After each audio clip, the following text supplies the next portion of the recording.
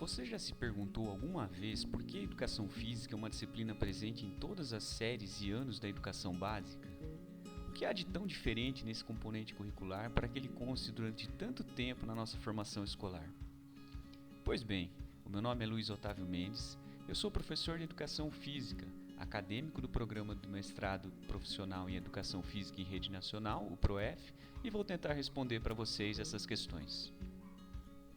Antes de começar a falar especificamente desses questionamentos relacionados à educação física, eu gostaria de discorrer brevemente sobre algumas características de educação e da escola no contexto de uma sociedade democrática e republicana.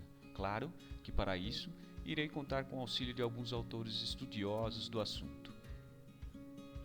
Feinstein, Seifer e Gonzalez destacam que pensar numa sociedade numa perspectiva democrática e republicana consiste basicamente em tornar pública a responsabilidade pela condução das questões que dizem respeito a todos. A partir desta proposição, podemos inferir que a liberdade, a igualdade, a equidade, a autonomia e o reconhecimento aos direitos e deveres são alguns valores imprescindíveis de serem trabalhados de forma educativa às novas gerações, seja por meio da educação formal ou até mesmo pela educação informal. Ainda a respeito da educação, Demerval Saviani afirma que o trabalho educativo é o ato de produzir direta e intencionalmente em cada indivíduo singular a humanidade que é produzida histórica e coletivamente pelo conjunto dos homens.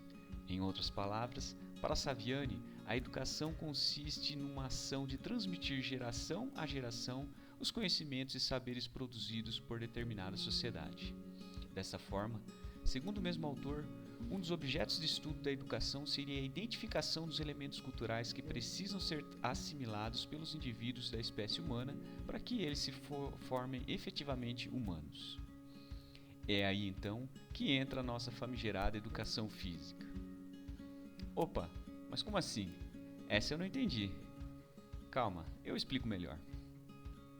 Diante do que for exposto até aqui a respeito da educação numa sociedade democrática e republicana, podemos deduzir que a educação física, presente na educação básica por tanto tempo da nossa formação, seria um componente curricular que cuida de transmitir certos conhecimentos e saberes produzidos pela humanidade que julgamos serem relevantes de serem preservados socialmente.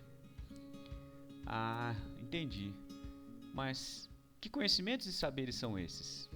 Bem, essa é uma boa pergunta. Para nossa sorte, alguns autores renomados já cuidaram de estudar a fundo sobre isso, e Marcos Neira é um deles.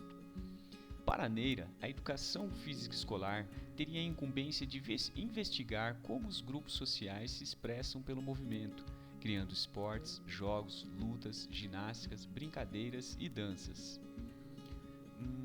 Entendi. Porém, estou achando que é muita coisa para a educação física trabalhar na escola, não?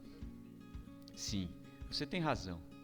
Por isso que Neira recomenda que façamos previamente um diagnóstico com os estudantes e com a realidade na qual eles estão inseridos, para que então delimitemos quais práticas corporais serão mais pertinentes de serem trabalhadas em um ambiente educacional.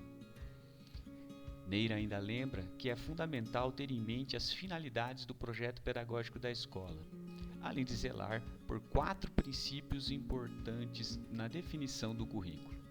O primeiro é que a matriz de conteúdo deve dialogar com os grupos que compõem a sociedade. O segundo é a noção de que o aluno precisa enxergar na sociedade as manifestações que está estudando. O terceiro é entender e respeitar as possibilidades de cada estudante.